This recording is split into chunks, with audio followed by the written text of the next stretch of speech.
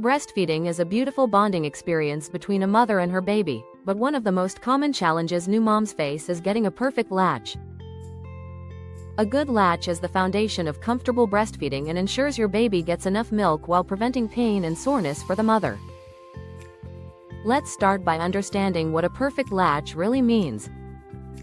A perfect latch happens when your baby takes not just the nipple, but a large portion of the areola into their mouth. The baby's mouth should be wide open, with lips flanged outward like a fish. This allows effective milk transfer and reduces nipple pain. Before latching, make sure you and your baby are comfortable. Sit in a relaxed position with proper back support. Bring your baby to your breast, not your breast to the baby. Your baby's head, neck, and body should be in a straight line, facing your breast directly. To encourage a deep latch, gently touch your nipple to your baby's upper lip. This will trigger the rooting reflex, causing your baby to open their mouth wide. When the mouth opens fully, quickly but gently bring your baby onto the breast. Aim your nipple toward the roof of your baby's mouth. Pay attention to signs of a good latch. Your baby's chin should touch your breast, and the nose should be close but not pressed in. You should hear slow, deep swallowing sounds rather than clicking noises. Breastfeeding should feel like gentle tugging, not sharp pain.